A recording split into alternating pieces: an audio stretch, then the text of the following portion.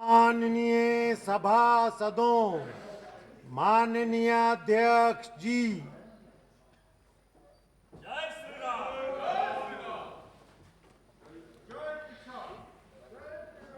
नियम 377 के अधीन के मामले सभा पटल पर रखे जाते हैं। माननीय सदस्य अपना भाषण सभा पटल पर रखें।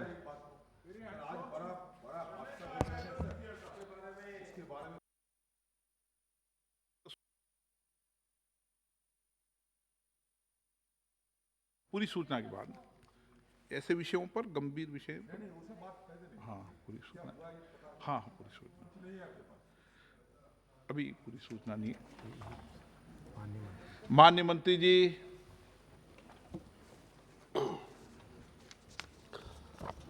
धन्यवाद अध्यक्ष जी। सबसे पहले मैं जितने माननीय सदस्य कल ये जो हमने अमेंडमेंट बिल लाए हैं, the high court and supreme court जजेस salaries and conditions of services amendment bill 2021, उसमें जितने भाग लिया है, कई अच्छे सुझाव आए हैं और कई ऑब्जर्वेशंस भी हुए हैं और कुछ कुछ जगह में ऐसा चीज़ में जिक्र हुआ जो मैं समझता हूं कि जिक्र नहीं होना चाहिए था, फिर भी जिक्र हुआ। फिर भी अच्छा स्पिरिट में हमने ये चर्चा किया, इसलिए मैं जितने भी जो माननीय सदस्यों ने भाग लिया उसको धन्यवाद देना चाहता हूं। सर, वैसे बिल का इंटेंशन बहुत ही लिमिटेड था, लेकिन कई सदस्यों ने इसको दायरा को बढ़ाया और कई विषयों का जिक्र भी किया और जिसके चलते थोड़ा सा चर्चा का दायरा बढ़ गया। सबसे पहले तो मैं इस बिल के बारे में जिस मकसद से बिल लाया उसको मैं बताना चाहता हूँ। सर, ये जब 6 पे कमीशन ने रिकमेंडेशन किया और जब रिकमेंडेशन किया तो हम मानते हैं कि ये देश भर में सबके ऊपर लागू होगा, चाहे जुडिशरी में हो, चाहे एग्जीक्यूटिव हो, लेजिस्लेचर हो, गवर्नमेंट सर्वेंट, हम सब इस देश का नागरिक हैं, तो सामान्य रूप से कोई भी नियम है सब पे लागू होना चाहिए। 2009 में इस पार्लियामेंट में अमेंडमेंट बिल लाया गया, सुप्रीम कोर्ट जजेस सैलरीज और सर्विसेज कंडीशंस को लेकर के और हाई कोर्ट का। क्योंकि सर, जो बाकी सिविल सर्वेंट्स हैं उनका तो एक एग्जीक्यूटिव ऑर्डर से उसका फाइनलाइज किया जा सकता है, लेकिन जजेस का जो सैलरीज है, क्योंकि उसको संविधान में उसका प्रावधान है और उसको चेंजेस या जो भी लाना है वो एक्ट ऑफ पार्लियामेंट के थ्रू से ही आ सकते थे, तो इसको फिर इस पार्लियामेंट में इसका बिल पास हुआ। लेकिन इसका एक ऐसा चीज हो गया जिसको लेकर के आज ये बिल लेके आना पड़ रहा है। उसमें सर जो स्लैब्स दिया हुआ था, जब रिटायरमेंट, जब कोई जज रिटायर होते हैं उसको जब पेंशन मिलता है 80 साल पहुंचने पर 85 साल, 90, 95 और 100 साल के ऊपर, जब गुवाहाटी हाई कोर्ट में उस समय जो रिटायर्ड जस्टिस वीरेंद्र दत्त ज्ञानी जी ने गुवाहाटी हाई कोर्ट में अपील किया, तो अपील करके उन्होंने एक ऑर्डर अपना पक्ष में वहां प्राप्त किया, जिसमें यह लिखा है कि जैसे ही आप 79 ईयर्स क्रॉस करते हैं, यानी कि when you enter the 80 years of age, you are entitled for the pension. और पेंशन का स्लैब है, डिटेल है, सबने बिल पढ़ चुका है, इसलिए मैं उसको डिटेल नहीं कहूंगा। लेकिन उसमें प्रॉब्लम क्या हुआ सर, अगर उस गुवाहाटी हाई कोर्ट का जजमेंट को सारा जो सिविल सर्वेंट है अगर वो भी क्लेम करने लग जाएंगे, तो ये तो सर हमारे लिए एक विषय खड़ा हो जाएगा, एक बड़ा मामला बन जाएगा। क्योंकि जितना सिविल सर्वेंट है वो 80 ईयर्स प्लस में ही उसको मानता है कि हम इंटाइटल्ड हैं। लेकिन गुवाहाटी हाई कोर्ट का जजमेंट और बाद में मध्य प्रदेश में गुवाहाटी हाई कोर्ट जजमेंट को लेकर के मध्य प्रदेश का जजेस एसोसिएशन था, उन्होंने भी अपील किया, तो वहाँ में भी लागू किया, लेकिन उन्होंने ये मना कर दिया कि हमारा ज्यूरिस्डिक्शन जो है सिर्फ ये मध्य प्रदेश हाई कोर्ट का है, इसलिए हम देश भर में लागू नहीं कर सकते हैं। इसके चलते हमको प्रावधान में फिर से वापस जाना पड़ेगा। सर, प्रावधान तो बहुत ही साफ है कि लेजिस्लेचर जब कुछ चीज कानून बनाते हैं तो उसके इंटेंशन को बहुत हम लोग तवज्जो देते हैं। What is the intention of the legislature? तो लेजिस्लेचर का इंटेंशन तो सर बहुत ही साफ था।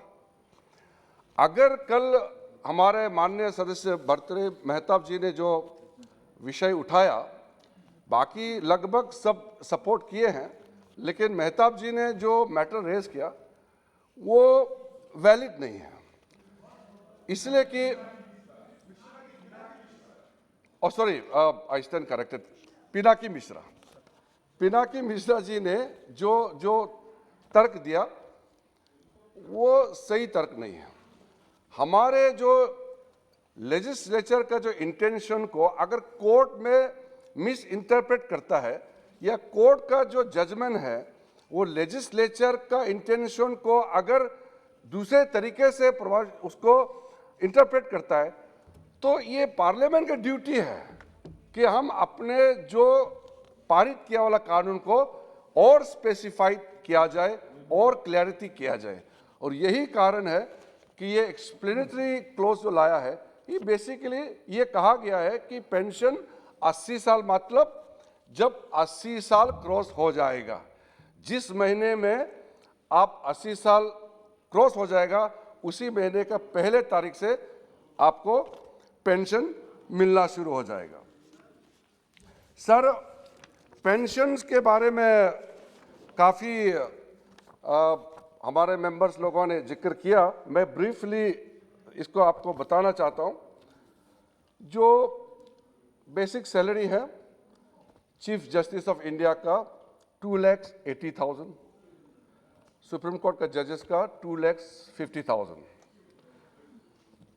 Chief justice of high court का 2,50,000 और बाकी जजों का 2,25,000।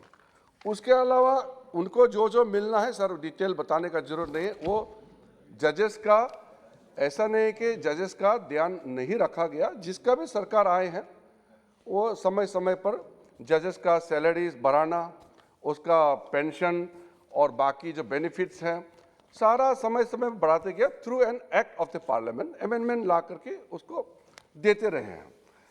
और कल कुछ लोगों ने इस चीज़ का जिक्र किया कि हम जजेस का ध्यान नहीं रख रहे हैं, और कुछ लोग ने, कुछ माननीय सदस्यों ने ये कहा कि जजेस को इतना सैलरी बढ़ा दो कि रिटायरमेंट के बाद वो कुछ ना मांगे। तो इस तरह का टिप्पणियाँ मुझे सुनने को मिला, लेकिन मैं मानता हूँ कि जो प्रावधान और जो फैसिलिटी जजेस को इस वक्त दिया गया है, चाहे घर का हो, बिजली, पानी, चाहे पेंशन, नहीं बहुत ज़्यादा मैं ऐसा नहीं कहूँगा, जितना देना चाहिए पर्याप्त वो दे रहे हैं। और ज़रूरत पड़ने पर फिर से एक प्रक्रिया है, उस प्रक्रिया के तहत हम लोग सर आगे काम करेंगे और उनको जो भी तकलीफ है दूर करने का प्रयास करते रहेंगे। जो सर गुवाहाटी हाई कोर्ट को जो जजमेंट को लेकर के जो हमारे पिनाकी मिश्रा जी ने जो तर्क दिया, मैं उसको फिर से एक बार कहना चाहता हूं। हम जजेस का सैलरी का जो प्रावधान है या जो उसको इंटाइटलमेंट है उसको कम नहीं कर रहे हैं, यानी कि हम जजेस को डिसएडवांटेज में नहीं डाल रहे हैं। तो इसको, हमारे इस डिसीजन को उन्होंने कहा कि कोर्ट में स्ट्राइक डाउन करेंगे, इसमें स्ट्राइक डाउन करने का कोई संभावना नहीं है, क्योंकि हमारा जो लेजिस्लेचर का इंटेंशन को अगर हम क्लियर करता है, ये तो हमारा ड्यूटी है, और legislative superiority of this house can not be challenged. हम कोर्ट का दायरे में तो हम नहीं जा रहे, हम अपने दायरे में ही बैठ करके काम कर रहे हैं। तो जब सीपीसी 6 पे कमीशन का जब रिकमेंडेशन आया, उस समय बाकी गवर्नमेंट सर्वेंट्स का तो ऑफिस मेमोरेंडम के माध्यम से क्लियर कर दिया। उस समय सर एक गलती हुआ, मैं मानता हूं 2009 में एक गलत हुआ, अगर वो चूक नहीं होते तो ये नौबत नहीं आना था। तो उस समय अगर सरकार जजेस को लेकर के भी अगर ओएम इशू कर देते हैं जैसे बाकी सिविल सर्वेंट को किया था, तो ये नौबत नहीं आते। वो क्लैरिफिकेशन सही है।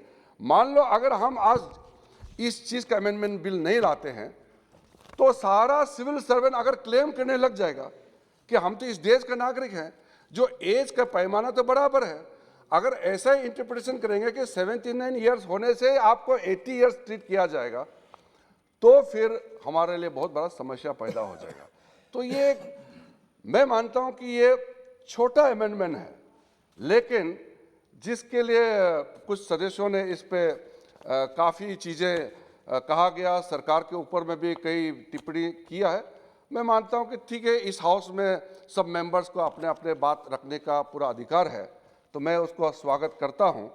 लेकिन ये जो छोटा सा अमेंडमेंट को मेरा रिक्वेस्ट रहेगा कि इसमें कोई भी बात नहीं करके सर्वसम्मति से यूनानिमस हम लोग का एक मत बनना चाहिए, ताकि ये गलत संदेश ना जाए। और ऐसा भी नहीं लगना चाहिए कि हम जजेस का फैसिलिटी को कम कर रहे हैं। तो मैंने जैसे क्लियरिफाई किया कि किसी जजेस का सैलरी पेंशन को कम नहीं किया जा रहा है, ये सिर्फ जो एक एम्बिग्विटी था उसको हम क्लियर कर रहे हैं और एक एक्सप्लेनेशन क्लोज लगवा के। चर्चा के दौरान सर कई चीज़ें जो मुद्दा उठाया गया है, और अंत में आदिर रंजन चौधरी जी ने, जो हमारे काफ़ी सालों से हम लोग इस हाउस में साथ रहे हैं, उन्होंने मुझे तारीफ भी किया और कुछ बातें ऐसे भी कही हैं। और शशि थरूर जी ने शुरुआत किया कांग्रेस की ओर से, और बाकी कई मेंबर्स बहुत अच्छा सुझाव दिया। सबसे पहले तो सर जुडिशरी का प्रॉब्लम और पेंडेंसी ऑफ द केसेस, इसको लेकर के कई मेंबर्स ने सवाल भी खड़ा किया और कुछ सुझाव भी दिया। मैं ये कहना चाहता हूँ सर, जो पेंडेंसी है और इस देश में टोटल जो पेंडेंसी है उसका कारण, उसमें मैं डिटेल से नहीं कहूँगा, लेकिन सबको मालूम है कि 90% से भी ज़्यादा जो पेंडेंसी ऑफ द केसेस है लोअर जुडिशरी में है, उसके बाद हाई कोर्ट में है, उसके बाद सुप्रीम कोर्ट में है। लेकिन मैं ये मानता हूँ कि हाई कोर्ट सुप्रीम कोर्ट का जो पेंडेंसी है उसका भी एक व्यवस्था है ठीक करने का, लेकिन जो लोअर जुडिशरी जहाँ सबसे आम आदमी न्याय के लिए जाता है, उसको चुरुस्त दुरुस्त करके ठीक करना बहुत ज़रूरी है। और मैं सार्वजनिक रूप से जब हम जजेस से मिलते हैं कार्यक्रम में, तब भी मैंने कहा कि आम आदमी और न्याय के बीच में फासला नहीं होना चाहिए। एक आम आदमी को अगर न्याय के लिए तड़पना पड़े, न्याय प्राप्त करने के लिए उसके पास कोई व्यवस्था नहीं है, तो ये सबको चिंता करना चाहिए। तो इसके लिए कई कदम उठाया गया। अभी जो कैबिनेट डिसीजन में 9,000 करोड़ कैबिनेट ने जो मंजूरी दिया है, वो लोअर जुडिशरी, सबऑर्डिनेट जुडिशरी का इंफ्रास्ट्रक्चर क्रिएट करने के लिए दिया गया है। और इस विषय में मैं ये कहना चाहता हूँ कि राज्य सरकारों का हमको सहयोग का आवश्यकता पड़ेगा, क्योंकि आखिर इम्प्लीमेंटेशन तो राज्य सरकारों को करना है। और राज्य सरकारों के साथ तालमेल करके मैं सोच रहा हूँ बहुत जल्द जितना स्टेट का लॉ मिनिस्टर्स है उनके साथ एक कॉन्फ्रेंस करूँगा। ये पार्लियामेंट सेशन के बाद, विंटर सेशन के बाद मैं सोच रहा हूँ एक उनके साथ इंफ्रास्ट्रक्चर को लेकर के चर्चा करूँगा। और इंफ्रास्ट्रक्चर के अलावा भी कई ऐसे मुद्दे हैं जिसमें राज्य सरकार के साथ में हमारा तालमेल होना आवश्यकता है। जो इंफ्रास्ट्रक्चर में सर, जैसे बेसिक चीज़ टॉयलेट है, बाथरूम है, कोर्ट रूम, जजेस लोग सर अभी भी कई जजेस है रेंट हाउस में बैठते हैं, तो ये परिस्थिति ठीक नहीं है। अगर जज रेंट हाउस में रहना पड़ रहा है या जो कोर्ट रूम है वो रेंटेड प्रेमिसेस में है और कोर्ट रूम में डिजिटल का कोई प्रावधान नहीं है, आजकल तो वर्चुअल हियरिंग पूरा ये हाइब्रिड मोड का मामला है, तो इसमें तो ये सारा मॉडर्न फैसिलिटीज़, एम्यूनिटी सारा होना बहुत ज़रूरी है। तो इसके लिए जब तक स्टेट गवर्नमेंट का सहयोग नहीं होगा, केंद्र सरकार अपने आप से ये लोअर जुडिशरी का इंफ्रास्ट्रक्चर का मामला को ठीक करना संभव नहीं है। हम एकजुट होकर के काम करना चाहिए, और जुडिशरी के मामले में हमारा बीच में कोई ऐसा समस्या भी नहीं है। दूसरा सर, जो डिस्पोजल ऑफ द केसेस, ये एक बड़ा मुद्दा है। और डिस्पोजल ऑफ द केसेस में सर, क्योंकि ये जो 4 करोड़ 30 लाख के लगभग जो पेंडिंग केसेस का हम जो बात करते हैं, कई कारण है सर। इसका हम मानते हैं कि भारत सरकार को भी प्रोएक्टिवली काम तो करना ही चाहिए, लेकिन जुडिशरी भी अपने ओर से, अपने तरफ से कई कदम उठाया है और भी उठाने का आवश्यकता है। हम लोग सर जब इसको speedy disposal of the cases का जो बात करते हैं, तो इसमें सबसे मेन पॉइंट सर, जो मेन पॉइंट को मैं आपको बताना चाहता हूं, availability of the adequate numbers of जजेस और judicial officers, supporting court staff, physical infrastructure, complexity of the facts involved, nature of evidence, cooperation of stakeholders जैसे बार या इन्वेस्टिगेटिव एजेंसीज, विटनेस, लिटिगेंट्स, और proper application of rules and procedures, कई चीज़ें होते हैं जिसके वजह से पेंडेंसी बढ़ते हैं। और कुछ ऐसा चीज़ें हैं जिसके वजह से केसेस पेंडिंग होते हैं। तो sir, frequent adjournment of the cases, lack of adequate arrangement to monitor, track and bunch cases for hearing, ये सारा चीजें जो है एक तरह से आर्टिकल 21 जो हम सब के लिए बहुत बड़ा एक वो पैमाना है, उसको ये नुकसान पहुंचाता है।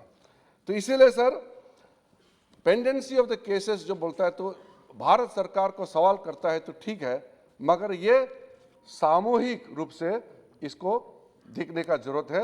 भारत सरकार, राज्य सरकार और जुडिशरी का जो अपना मैकेनिज्म बनाया हुआ है सर। उसके बाद सर, पेंडेंसी को खत्म करने के लिए हमने कई रास्ता खोजे हैं। अल्टरनेटिव डिस्प्यूट रेजोल्यूशन इसमें एक बहुत बड़ा एक रास्ता हम लोगों ने इसको प्रयास किया है। आर्बिट्रेशन कॉन्सिलेशन एक्ट है, अभी हम सर मीडिएशन बिल का चर्चा कर रहे हैं, ऑनलाइन डिस्प्यूट रेजोल्यूशन का प्रावधान है, तो जिससे सर किसी भी तरह से जस्टिस जितना जल्दी हम दे सके, किसी भी तरीके से हम जस्टिस दे सके, हमको देना चाहिए। अभी हम सर मोबाइल कोर्ट के बारे में सोच रहे हैं, नालसा के माध्यम से हम सर देश भर में लीगल अवेयरनेस क्रिएट कर रहे हैं, कैंप ऑर्गेनाइज कर रहे हैं। अभी मैं 2 दिन पहले उत्तराखंड जाके आया, उससे पहले भी मैं गुजरात, जम्मू कश्मीर गए और कई राज्यों में जाने वाला हूं। इसमें खुशी का बात यह है कि ऑन द स्पॉट लोक अदालत के माध्यम से, किसी अलग अलग तरीके के माध्यम से ऑन द स्पॉट हियरिंग होता है और उसको वहां केस डिस्पोजल किया जाता है। तो इस तरीके से अलग अलग रास्ता हमको खोजना होगा। अदरवाइज सर, 4.5 करोड़ के लगभग अभी पेंडेंसी देश में जो पहुंच गया, उसको नॉर्मल कोर्ट का हियरिंग का जो प्रोसेस है, इससे तो समाधान होने का कोई संभावना नहीं है सर। और सर, कल जो चर्चा के समय सबसे ज़्यादा हमारे मेंबर्स ने जो बात की है, अपॉइंटमेंट ऑफ द जजेस के बारे में लेकर के काफ़ी जिक्र किया है।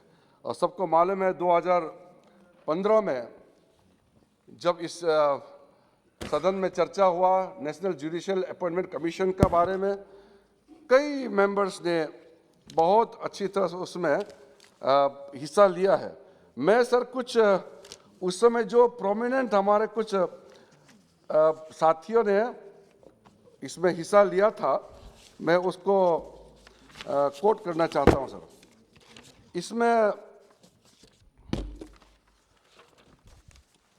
क्योंकि कल्याण बनर्जी हमारे अभी तो आए नहीं हैं, शायद अभी बाहर गए हैं, आपके जगह में शौकत जी आए हैं।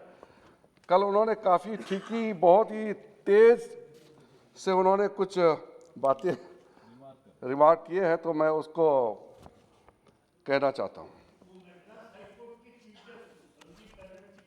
उन्होंने सिर्फ संजीव बनर्जी का ही नहीं, उन्होंने आप नहीं थे शायद, कल आप नहीं थे,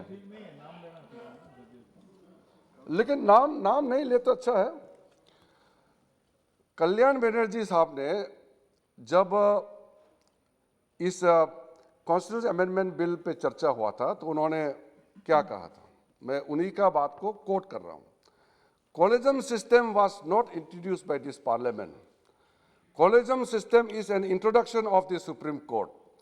It is a law laid down by the Supreme Court, not by reason of its interpretation of the constitutional provisions, but with an idea that there may be political influence in the appointment of judges pre-1993. Therefore, the collegium system was born. And collegium system has really usurped the entire set of functions of the political executive. With great respect to Supreme Court, I would like to say that it has reduced the status of the political executive to that of a mere clerk. This system has been going on right from 1993. This collegium system should go. The time is ripe for this. We have to substitute it. We have to substitute it under compulsion. Our experience shows that this is indeed to be done. बहुत जोरदार से उसमें 2015 में उन्होंने कहा।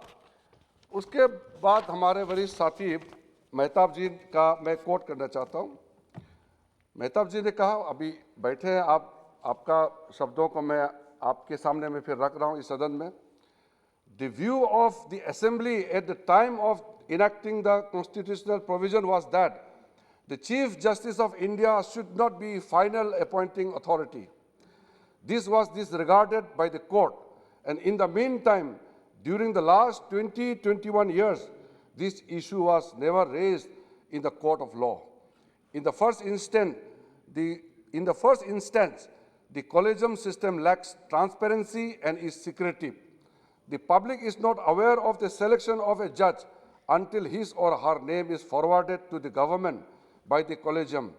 Second, there have been instances of judges being selected or not selected due to favoritism or prejudices of members of the collegium. ये मेहताब जी आपने ये बात को इसी सदन में कही थी। कांग्रेस के सदस्य उस समय जो फॉर्मर लॉ मिनिस्टर है वीरप्पा मोइली जी का जो लाइन है मैं कोट कर रहा हूं। When I was the law minister, I conducted a lot of national consultations, which included an important consultation meeting of the political executive, including the Prime Minister, the 10 Chief Justice of India, all the judges of the High Courts, all the Chief Justices of the High Courts, and also eminent jurists. By and large, a consensus really emerged out of that meeting. Therefore, thereafter, we wanted to see that this consensus is evolved. We are not concerned with who is having an upper hand. We are not for upmanship. Ultimately, our concern is on the kind of appointment system which should prevail in the country, which is good for the nation. That is why I said that this should ultimately reflect the will of the nation and not merely the will of the judiciary and the political executive. ये मौली साहब का है। Sir मैं इसलिए उनका coat कर रहा हूं ताकि सबको क्लियर हो जाए कि इस हाउस का सेंस क्या रहा है और हमारे जो अपोजिशन खास करके जो कल हमारे यहाँ जो हिस्सा लिया है उनको फिर से मैं याद दिला सकता हूं कि इसमें व्यू का मतलब क्या है और आज किस परिस्थिति में हम पहुंचे हैं। गवर्नमेंट कभी भी जुडिशरी के फंक्शनिंग में हम इंटरफेयर नहीं करते हैं। कल कल्याण बनर्जी ने कहा कि अपॉइंटमेंट में गवर्नमेंट ज़बरदस्ती करते हैं और जब चाहे हम ट्रांसफ़र कर देते हैं, जब चाहे रोक देते हैं। ये विषय अपॉइंटमेंट ऑफ जजेस का जो लार्जर इशू है, इसमें इस विषय को मैं बोलना चाहता हूं। 1993 से पहले जो भी सिस्टम हमारे पास में थे, उससे कितने अच्छे अच्छे जजेस अपॉइंट हुए हैं वो सबको मालूम है। उदाहरण के तौर पर VR Krishna Iyer, HR Khanna, justice vision Mukherjee, justice Vivian Bose, justice Patanjali Shastri, justice SR दास, ये सब लेजेंड हैं, ये सबको मालूम है। लेकिन 1993 में क्या परिस्थिति हो गया कि ये सारा सिस्टम बदलना पड़ा, और जो 1993 और उसके बाद में सब्सिक्वेंटली 1998 जो पुराना सिस्टम चल रहा था, वो प्राइमेसी ऑफ अपॉइंटमेंट जो है वो चला गया चीफ जस्टिस के हाथ में। इसमें कई लोगों ने इसमें अपना अपना बातें रखी हैं। 1998 में खास करके जो कॉलेजियम सिस्टम, जो उसको एक्सपांशन किया गया है, जिसके बाद जो कॉलेजियम सिस्टम बनी है, उसके बाद से मेमोरेंडम ऑफ प्रोसीजर है वो क्रिएट किया गया, और जिसके तहत बहुत एक जो सिस्टम आज तक चलते आ रहे हैं, मैं सर उसको आपको ब्रीफली मैं बताना चाहता हूं, क्योंकि हम लोगों को कॉन्स्टिट्यूशनल प्रोविजन को भी याद रखना चाहिए, और उसके बाद क्या चेंजेस आया है, उसका हम क्या फील करते हैं, उसको भी हमको ध्यान में रखना चाहिए। अपॉइंटमेंट का जो मामला है वो तो कॉन्स्टिट्यूशन में क्लियरली लिखा हुआ है, मैं फिर से इसको पढ़ना चाहता हूं। द जजेस of the Supreme Court are appointed under article 124(2) and the judges of the high courts are appointed under article 2171 of the constitution by the president. The ad hoc judges and retired judges of the Supreme Court are appointed under article 127(1) and 128 of the constitution respectively. The appointment of additional judges and acting judges for the high courts are made under article 224, and appointment of the retired judges of the high courts at sittings of the high courts are made under article 224A of the constitution. The transfer of judges from one high court to another high court is made by the president after consultation with the chief justice of India under article 222 clause 1 of the constitution. तो sir constitution में तो clearly लिखा हुआ है। तो ये 1981 में जो इसको फर्स्ट जज केस कहा जाता है, SP गुप्ता केस, तब तक भी सर प्राइमेसी सरकार का पास ही था एज पर द कॉन्स्टिट्यूशन, और चीफ जस्टिस ऑफ इंडिया और चीफ जस्टिस हाई कोर्ट्स को कंसल्टेशन का प्रोसेस चलता था। लेकिन जब सेकंड जज केस हुआ, उसके बाद कंसल्टेशन जो है वो कॉन्करेंस हो गया। अब जब कंसल्टेशन कॉन्करेंस हो गया, कल हमारे साथी PP चौधरी जी ने उसको काफ़ी डिटेल में इसको जिक्र किया कि दूसरे जगह में कंसल्टेशन ही होता है और कॉन्करेंस होता है, लेकिन अपॉइंटमेंट ऑफ द जजेस के मामले में कंसल्टेशन को सुप्रीम कोर्ट का जो कॉन्स्टिट्यूशन बेंच ने कॉन्करेंस का रूप दे दिया, और तब से ये सारा जो अपॉइंटमेंट का प्रोसेस है, कॉलेजियम का सिस्टम, जो सारा ये रूप रेखा जो आया है सामने में, वो हमारे आज हम उसको प्रैक्टिस कर रहे हैं। उसके बाद एक और जो इशू हुआ इस साल महानदी केस में, और एक डायरेक्शन आया, मैं ये इस हाउस कंसिडरेशन के लिए रखना चाहता हूं। जो महानदी केस में सुप्रीम कोर्ट का जो जजमेंट आया है, ये justice Sanjay Kishan Kaul, justice Bobde, justice Suryakant का जो जजमेंट आया है, उसमें एक अलग से डायरेक्शन आया है, और ये कहा गया कि जब सेकंड रिटरेशन होता है, उसके बाद सरकार को 3 या 4 सप्ताह में ही अपॉइंट करना अनिवार्य है। It was made mandatory that the government has to appoint judges, those which are under the reiterated cases.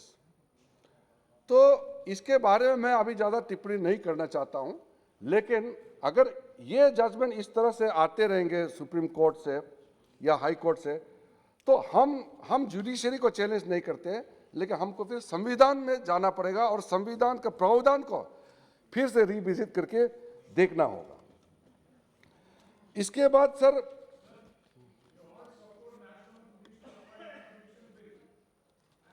Government's position is also same.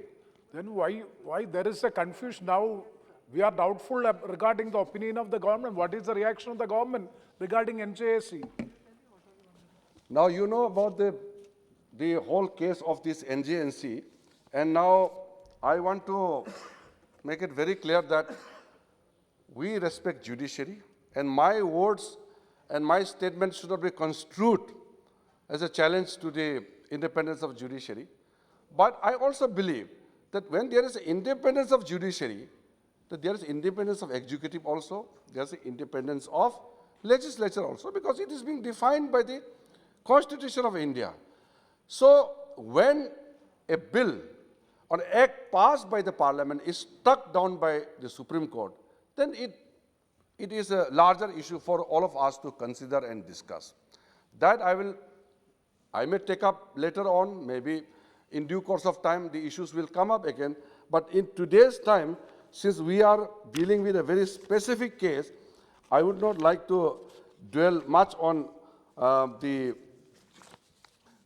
questions of that NJAC right now.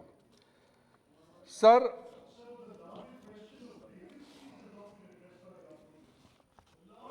Vacancies in the judiciary, especially the high courts. sir, Declaration order. right now, You serve. I can definitely say that the appointment process is going on smoothly. From the government side, there is no effort to scuttle or to create any kind of slowdown in the process of appointment. Some of the allegations are also not correct to say that government is stopping some of the names recommended by the collegium. We all have to understand, government cannot just remain as a mute spectator, or we cannot just sign on any of the names. We have to do due diligence. Now, I think you have just arrived.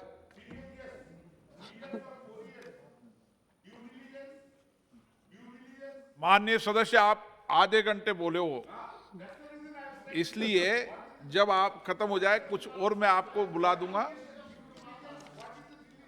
लेकिन अभी disturbance नहीं करें माननीय मंत्री जी को। उनका record में नहीं जा रहा, आप बोलिए।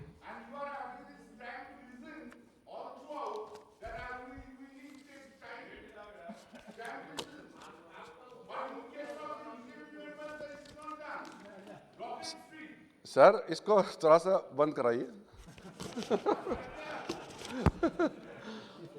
तो कल सर उन्होंने कुछ बातें हमारे सामने में प्रस्तुत किया, नाम लिया, कल्याण बनर्जी ने नाम लिया।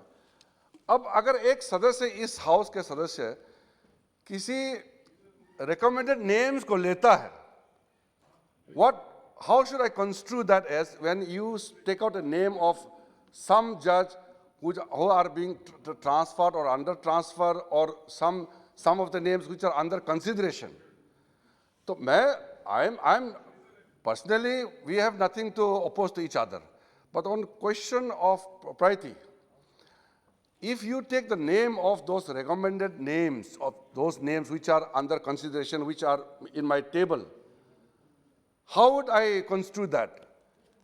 सर, जब मैं ड्यू डिलिजेंस का जो बात करता हूं, तो गवर्नमेंट के पास एपरेटस है, हमारे पास आईबी इनपुट्स होते हैं, डिपार्टमेंटल सिस्टम होते हैं, उसको असेसमेंट करना पड़ता है। और किसी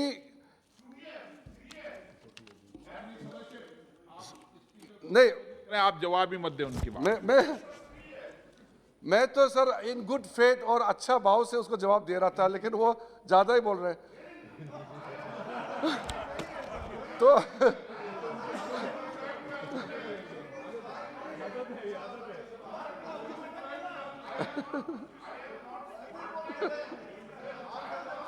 ऑनरेबल मेंबर, माननीय सदस्य, प्लीज बिराजिए।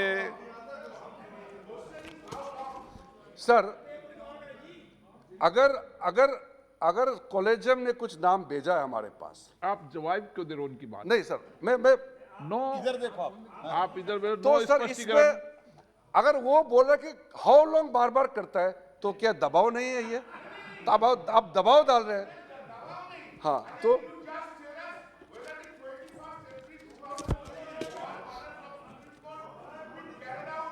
उनकी कोई बात रिकॉर्ड में नहीं जा रही है, इसलिए आप सर जो वैकेंसी है सर, बहुत ही, मैं इसको, क्योंकि शशि थरूर जी ने भी इसको कल, इसको शुरू में उन्होंने इस बात को भी सवाल रखा था और बाकी मेंबर्स ने पेंडेंसी के बारे में कहा, तो मैं इसको क्लियरिफाई करना चाहता हूं। सुप्रीम कोर्ट का जब जजेस का अपॉइंटमेंट होता है तो उसका जो नाम जनरेट होता है सुप्रीम कोर्ट के कॉलेजियम से। हाई कोर्ट जजेस का जब नाम आता है तो वो जनरेट होता है हाई कोर्ट के कॉलेजियम से, chief justice and number 1, number 2 and number 3।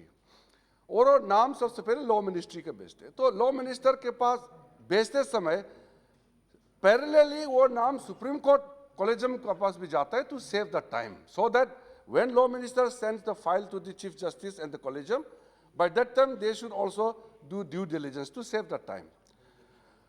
अब किस परिस्थिति में नाम आते हैं और किस तरीके से वहाँ से नाम भेजते हैं, उसके बारे में मुझे बहुत ज़्यादा कहने की आवश्यकता नहीं, क्योंकि सबको मालूम है। और जब नाम जब आता है और हम अपने तरीके से उसको ड्यू डिलीजेंस के जो प्रोसेस को करते हुए जब हम नाम भेजते हैं, तो सुप्रीम कोर्ट का जो कॉलेजियम है वो फिर दोबारा नाम हमारे पास भेजते हैं। तो मेमोरेंडम ऑफ प्रोसीड्योर में कहीं भी ये नहीं लिखा कि आप इतना दिन में आपको अपॉइंटमेंट करना ही है, ये तो मेंशन नहीं है। तो मेंशन नहीं, तो जो मैंने महानदी केस का जो जिक्र किया उसमें पहली बार सुप्रीम कोर्ट ने, कॉलेजियम ने ये मेंशन किया कि आप इसको 3 to 4 वीक्स का अंदर में करना है। But that now it is a larger question which is not part of the memorandum of procedure, but if Supreme Court gives a direction, then we have to take a call. That is why I'm indulging the House. Lekin, but you cannot question how long you want to keep it pending.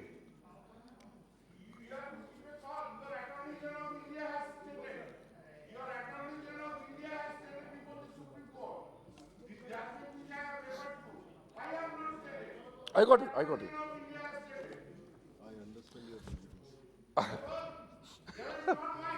No.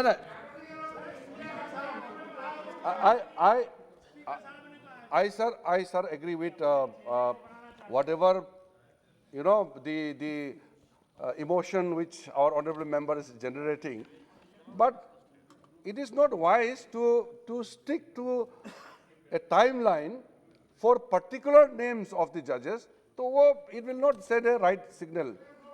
Now, if you, sir, इसका sir एक चर्चा अच्छा चल रहा है, तो मैं आपसे प्रोटेक्शन चाहता हूं। मेरा प्रोटेक्शन ये है कि आप उनकी बात का कोई जवाब मत दो। अब फिर भी आप जवाब दो तो आपकी इच्छा। नहीं, वो माइक ऑन करके बोलते हैं तो रिकॉर्ड में आ जाते हैं। नहीं, नो, कोई रिकॉर्ड में नहीं आ रहा उनका। थैंक यू सर, तब तो ठीक है। उनका रिकॉर्ड में कल का पूरा भाषण आ गया है। तो sir pendency of the cases, कुछ पेंडेंसी देश में रह गई। जब जजेस का अपॉइंटमेंट होता है तो जजेस रिटायरमेंट भी होते हैं, और उसमें मेमोरेंडम ऑफ प्रोसीजर में पूरा क्लियरली लिखा हुआ है 6 महीने पहले, बिफोर द रिटायरमेंट ऑफ ए जज, वो प्रोसेस शुरू करते हैं। अब देश में जो certain numbers of pendency sir हमेशा रहेगा ही, बिकॉज जब आप प्रोसेस करते हैं तो प्रोसेस में टाइम लगता है। आप ऐसे मत सोचे कि 100% वैकेंसी हमेशा फिलअप रहेगा to the strength, this is not possible. इस वक्त जो हम लोग कोशिश कर रहे हैं, as a law minister I want to give assurance कि हमने unnecessarily without any valid reason कोई फाइल होल्ड अप करके नहीं रखा। We are and we have in fact enhanced the speed. माननीय मंत्री जी, आप उनको देख के जवाब दे रहे हो, आप मुझे देख कर जवाब दो। सर वो नहीं आवाज तो उस 4 पर बंद क्वेश्चन होता और नहीं। पैदा करेंगे वे।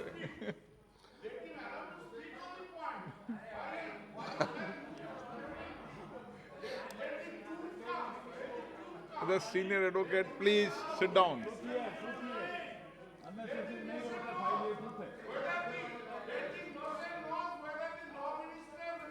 सर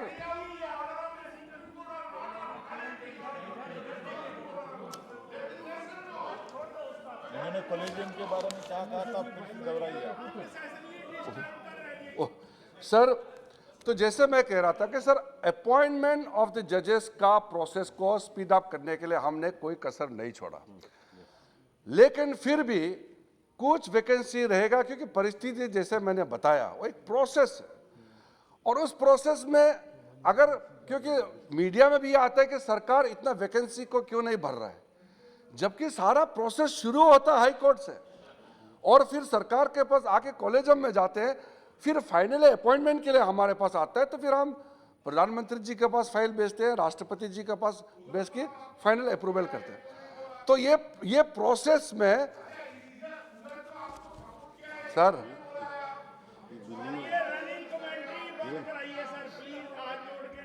क्योंकि सर नहीं कल्याण जी हम लोग जब बाहर में मिलते हैं तो बहुत अच्छा व्यवहार होते हैं, वो हाउस में आने से बदल जाते हैं, वो मजबूरी होगा, लेकिन मैं उसको निजी तौर पर मैं खराब नहीं मानता हूं, लेकिन नहीं जो आपने नाम लेकर के जो बार बार बोल रहे हैं कि कब तक इसको बोल रहा हूं। अच्छा सर आपने जैसे निर्देश दिया मैं वहां नहीं दिखूंगा।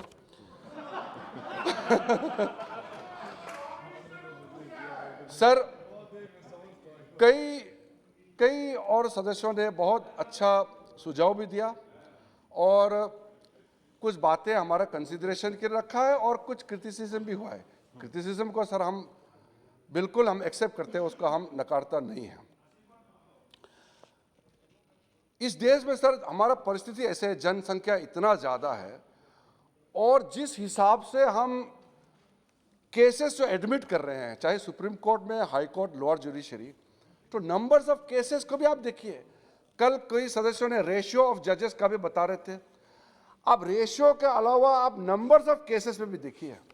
We are the largest democratic country in the world और उसमें हर आदमी को कोर्ट में जाने का राइट है, और साथ साथ कॉन्स्टिट्यूशन का स्पिरिट को समझिए। Free legal aid is a right of the citizen of this country. Justice उनका अधिकार है, न्याय उनका अधिकार है। उसके लिए हम सिर्फ कानूनी किताब में सिर्फ रह जाएंगे उससे भी नहीं होगा, हमको बढ़ चढ़ करके आगे काम करना होगा। हमने इसलिए इस फंक्शन में कहा आप न्याय कोर्ट रूम से भी दे सकते हैं, लेकिन जरूरी नहीं कि सिर्फ कोर्ट के रूम से ही आप न्याय देंगे। न्याय आप जमीन में जाकर के भी आप न्याय दे सकते हैं, आप लोगों के चौकट में जाकर के भी न्याय दे सकते हैं। नालसा का जो कार्यक्रम चल रहा है इस वक्त देश भर में, मैं इस सदन से सुप्रीम कोर्ट के जो देख रेख में जस्टिस उदय उमेश ललित जी का एग्जीक्यूटिव चेयरमैनशिप में जो काम कर रहा है, मैं एज अ लॉ मिनिस्टर जो पिछले 6-7 मंथ्स मैंने जो देखा है वो काबिल तारीफ है और लोग बहुत लाभ मिल रहा है। मैं जब कश्मीर में गए थे, हजारों लोग सिर्फ लीगल एड, वो लोग अदर सिर्फ नहीं, हमारे पैरालीगल वॉलंटियर्स के माध्यम से, हमारे जो पैनल लॉयर्स के माध्यम से गवर्नमेंट ऑफ इंडिया के जो स्कीम्स चल रहे हैं उस स्कीम का फायदा उठाने के लिए भी जो हमारा जो legal aid and outreach programme चल रहा है उससे मिल रहा है सर। तो क्योंकि हर तरह से हमको प्रयास करना होगा, अदरवाइज हम सिर्फ कोर्ट रूम से ही सबको जस्टिस देंगे इस पे निर्भर होगा तो सर अकेला कोर्ट कुछ नहीं कर सकते। सुप्रीम कोर्ट हो या लोअर जुडिशरी, हाई कोर्ट, हम लोग sir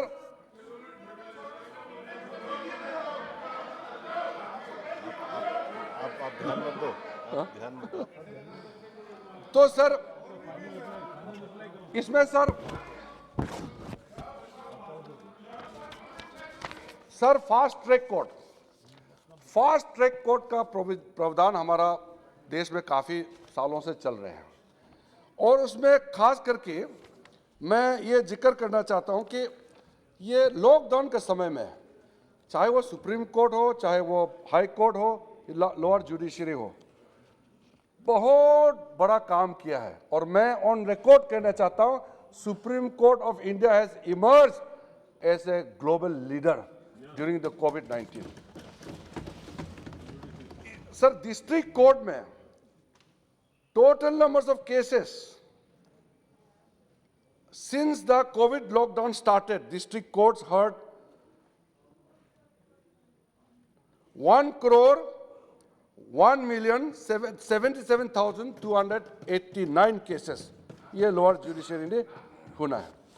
high court heard, you have to appreciate some good works done by the judges.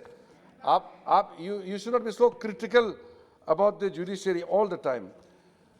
The High Court heard 55,24,021 cases. Or sir, Supreme Court had 1,50,692 hearings since the lockdown period from 29/10/2021. Admission. आप देखिए आप sir वो बहुत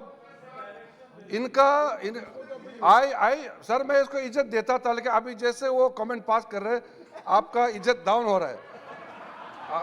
as a lawyer I expected higher standard of intervention from you, लेकिन नहीं, house बाहर दोस्ती रहेगा, मैं हाउस का बात कर रहा हूँ।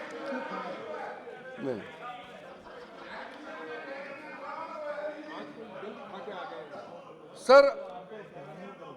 सर कुछ हमारे सुप्रीम कोर्ट के देख रेख में ई कोर्ट जो मिशन चल रहा है वो भी बहुत ही अप्रिशिएबल है।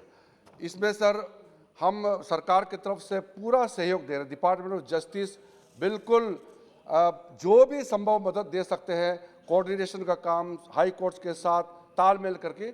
हम इसको डिटेल में बताना नहीं चाहता हूँ सर, बहुत लंबा मेरे पास सूची है, लेकिन मैं उसको ज़्यादा समय इस हाउस का समय ज़्यादा नहीं लेना चाहता हूँ।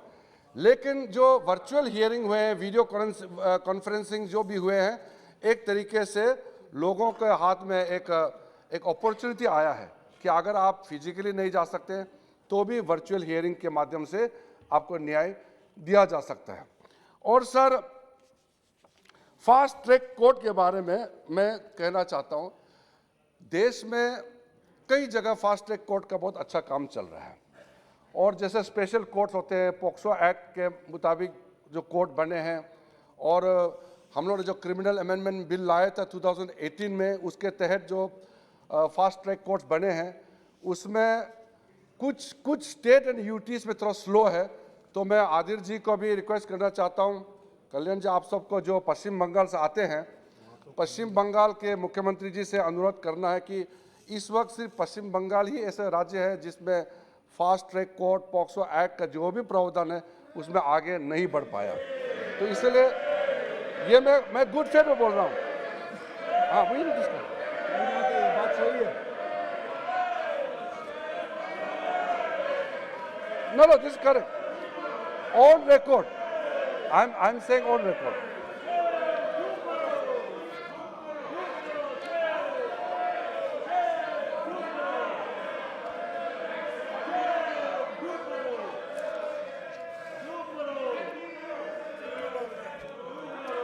Sir, we are ready to help.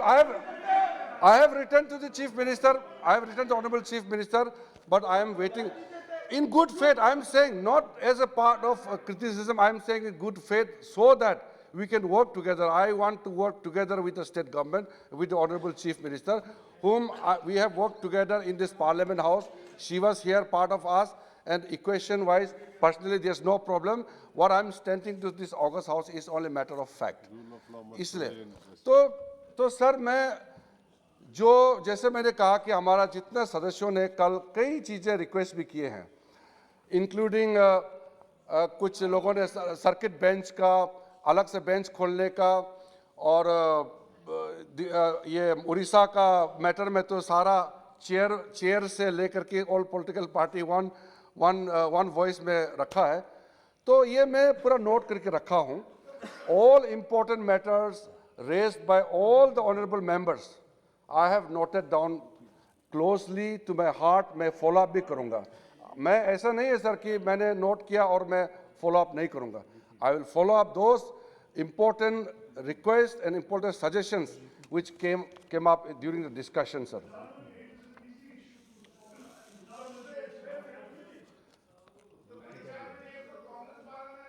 Sir, Congress के बारे में हम ज़्यादा नहीं कहना चाहते हैं क्योंकि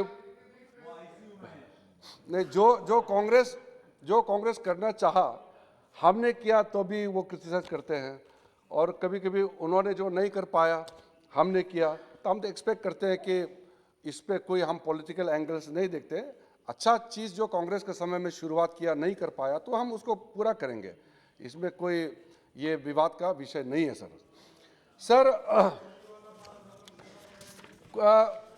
इक्वल रिप्रेजेंटेशन ऑफ द जजेस, सर वो 20 बोलने से मजा नहीं आता सर वो सर कल एक इंपॉर्टेंट विषय जो इस सदन में चर्चा के समय आया कि जजेस का संख्या को बढ़ाने का बात आई और उनका एज बढ़ाने का, जजेस का एज बढ़ाने का बात आई जो अभी माननीय सदस्य ने जिक्र किया, और सोशल एंड इक्विटेबल रिप्रेजेंटेशन का विषय भी आया सर। मैंने अभी रिसेंटली एक पत्र लिखा सब हाई कोर्ट के जजेस को कि जब आप नाम बेचते हैं, जजेस किसको बनाना है, जब आप नाम बेचते हैं उस समय इस चीज़ का याद रखा जाए कि जो वीकर सेक्शंस है, वुमेन है, एसटी, एससी, जो कमज़ोर वर्ग के हैं, उनको भी आप किसी तरह से रिकमेंडेशन नाम में सम्मिलित किया जाए। ये हमने रिक्वेस्ट किया है, और इस सदन से मैं फिर से आपके माध्यम से सर मैं फिर से ये मैसेज देना चाहता हूँ कि हम चाहते हैं कि जुडिशरी में भी अच्छा रिप्रेजेंटेशन हो, हर वर्ग, हर स्टेट का, सबको जगह मिलना चाहिए। क्योंकि हम अपने आप से रिजर्वेशन तो नहीं डाल सकते हैं, लेकिन हमारे एक्शन में इंक्लूसिविटी जो है वो दिखाई देना चाहिए, मैं ये मानता हूँ सर। और सर कल चर्चा के दौरान बहुत बात आया, लेकिन मैं बहुत लंबा, क्योंकि जवाब जितना देगा उसका विवाद ज़्यादा खड़ा होने का चांसेस रहता है, तो मैं बहुत ज़्यादा नहीं कहना चाहता हूं और डिबेट को मैं थोड़ा सा सीमित रखना चाहता हूं। कुछ जो मेंबर्स ने, पिनाकी मिश्रा साहब ने जो बात उठाने के बाद और रामचंद्र जी ने कहा कि उनका व्यू चेंज हो गया, तो मैं ये कहना चाहता हूं कि व्यू चेंज होने का कोई जरूरत नहीं है। प्रेमचंद्र जी सॉरी, आई स्टैंड करेक्टेड। तो प्रेमचंद्र जी ने कहा कि सर वो कुछ सोच के आए थे, लेकिन मिश्रा जी के कहने के बाद व्यू चेंज हो गया। You need not change your view, it's very clear. So the apprehension about the tenability of the bill, there's no issue at all. It is simple amendment just to make very clear that what is it means by saying 80 years and above. That means you have to exceed 80 years, not when you enter the 80 years. That means when you cross 70, 79, ऐसा नहीं है। और sir अगर ये जो इसको अगर हम आज पास नहीं करेंगे, इस छोटे से जो अमेंडमेंट को अगर हम पास नहीं करेंगे, उसका जो कॉन्सिक्वेंशियल इफेक्ट होगा उसको भी सोचना चाहिए। We have to give a very serious thought कि आप मान लीजिए कि जजेस को आप 79 में ट्रीट कर रहे हैं, तो इतने सालों से 2006 से पहले जितना सिविल सर्वेंट रिटायर हो गए हैं, कितने लोग तो इस दुनिया में भी नहीं है, सब क्लेम करने लग जाएंगे कि जजेस को जो मिल रहे हैं तो हमको भी मिलना चाहिए।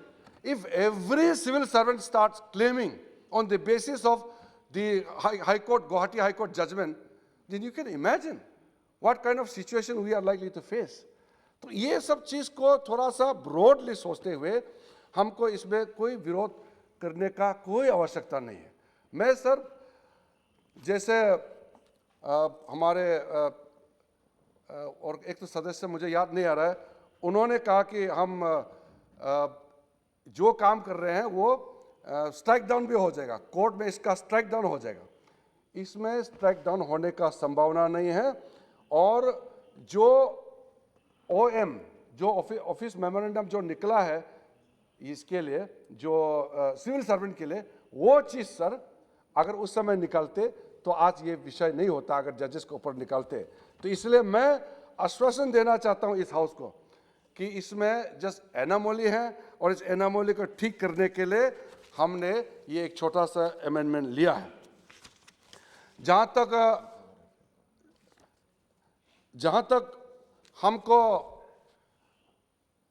सब जगह में सब every part of India, specially हमारा साउथ इंडिया से काफ़ी मुद्दे जो उठाए गए हैं, और हमारे उड़ीसा का जैसे मैंने बताया, जो यूपी का हमारा राजेंद्र जी ने जो उठाया गया है, ये सब विषय एक कंसल्टेशन का प्रोसेस में हम रखेंगे।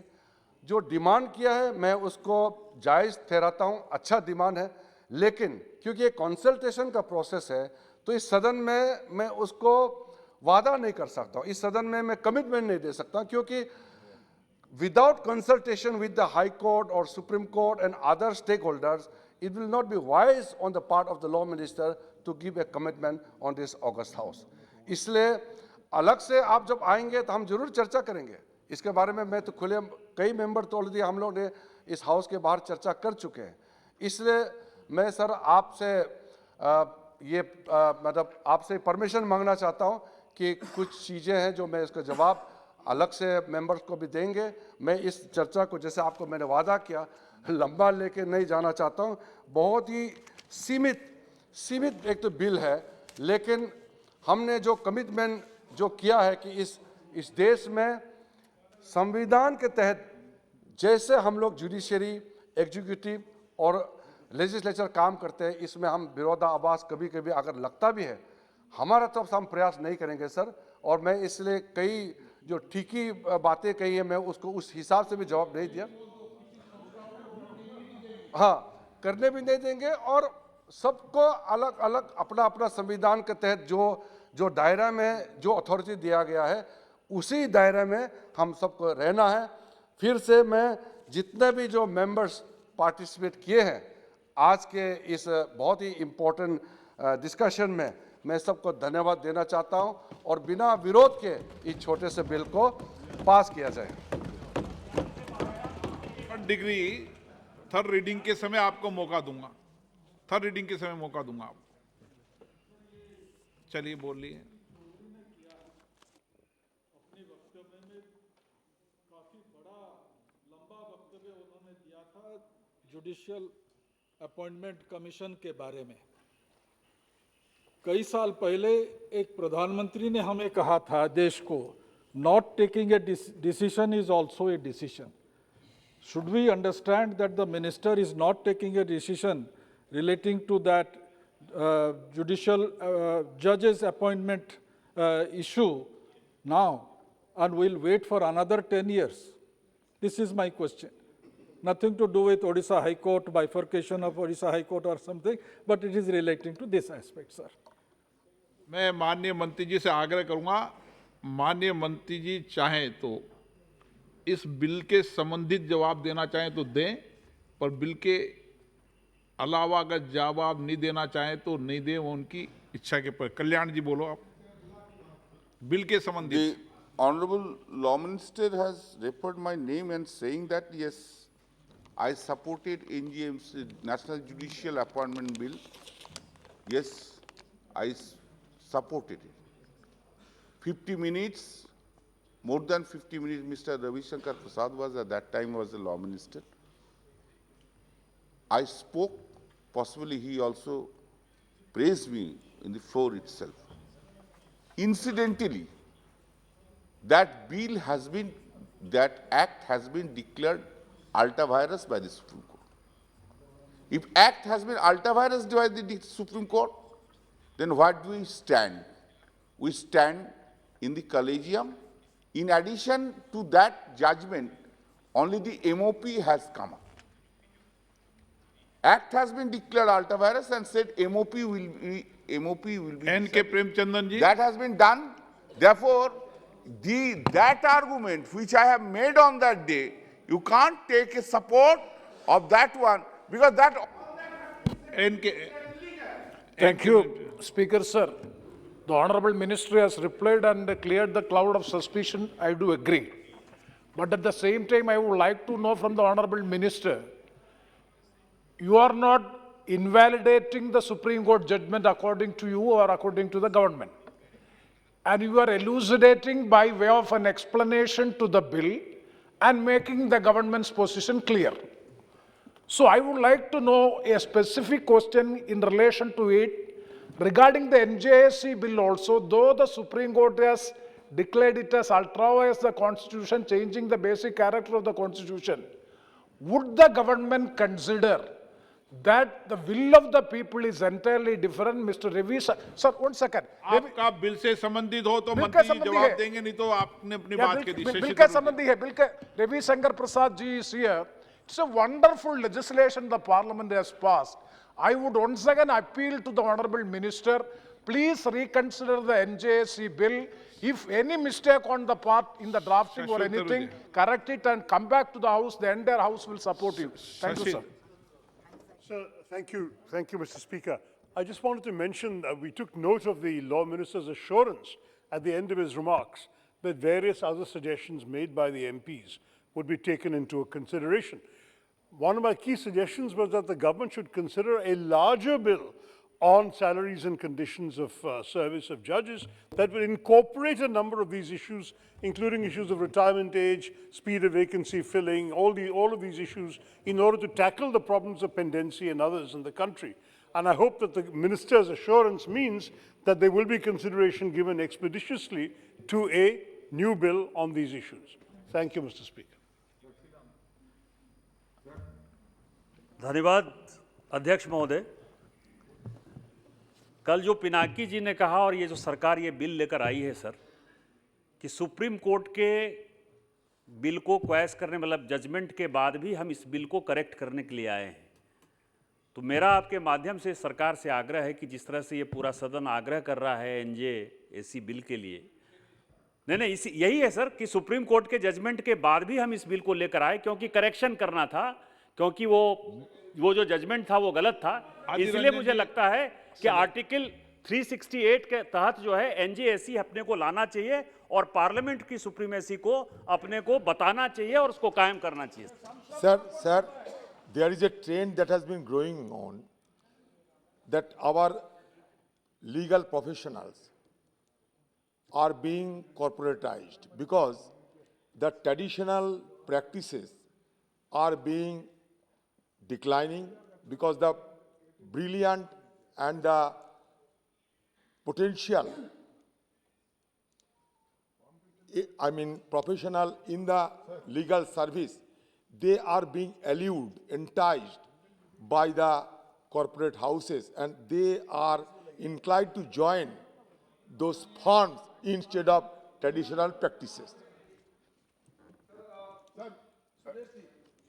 जो एडिशनल सजेशंस और क्लैरिफिकेटरी कुछ पूछे हैं, मैं जैसे मैंने पहले कहा कि अगर विषय पे अलग से चर्चा करना है तो मैं हाउस से बाहर तो अपने साथियों से तो मिलेंगे ही, लेकिन ऑन रिकॉर्ड क्योंकि कुछ कमिटमेंट जैसे मैंने कहा कि कंसल्टेशन प्रोसेस होते हैं और भी स्टेक होल्डर्स इन्वॉल्व होते हैं, तो स्टेक होल्डर से कंसल्टेशन से पहले अगर मैं यहाँ कुछ एश्योरेंस दूँ तो ये सही नहीं रहेगा। दूसरा क्योंकि NJSC को लेकर के काफ़ी भारी एक जो सपोर्ट का वॉइस आया है, तो मैं ऑन रिकॉर्ड इस सदन को बताना चाहता हूं कि कई जजेस, कई रिटायर्ड जजेस और सुप्रीम कोर्ट बार एसोसिएशन भी लिखित रूप से मुझे दिया है कि जो अभी प्रेजेंट कॉलेजियम सिस्टम है जो अपॉइंटमेंट ऑफ जजेस के लिए, वो सही नहीं है, ट्रांसपेरेंट नहीं है, अकाउंटेबल नहीं है और वो थोड़ा सा वो जस्टिफाइड भी नहीं कर पाता है जिस इंटेंशन से कॉन्स्टिट्यूशन में प्रावधान डाला गया। तो इस तरह का कई सजेशंस हम मेरे पास आए हैं, इंक्लूडिंग एनजेएससी बिल को फिर से री इंट्रोड्यूस करने के लिए भी एक आवाज़ देश भर से आ रहे हैं, और मीडिया के माध्यम से भी, अलग अलग एनजीओ के माध्यम से भी, और लार्ज नंबर्स ऑफ जूरिस्ट का ये आवाज़ आ रहे हैं। तो इसलिए जैसे मैंने कहा, ये बहुत संवेदनशील मामला है, तो मैं इसमें कमिटमेंट के तौर पर नहीं कह रहा हूँ, लेकिन आप इस सदन को अवगत करना मेरा दायित्व है कि इस तरह का बहुत ज़्यादा आवाज़ आ रहे हैं, including voices coming from judiciary. तो ये मैं आपको बताना चाहता हूँ, तो आप उसमें आप समझ सकते हैं कि परिस्थिति क्या है सर। और दूसरा सर, जो बाकी जो क्लैरिफिकेशंस बाकी जितना सदस्य ने जो मुझे रिक्वेस्ट किए हैं, मैंने पहले वादा कर चुका हूँ, उसका अलग सब मिलेंगे।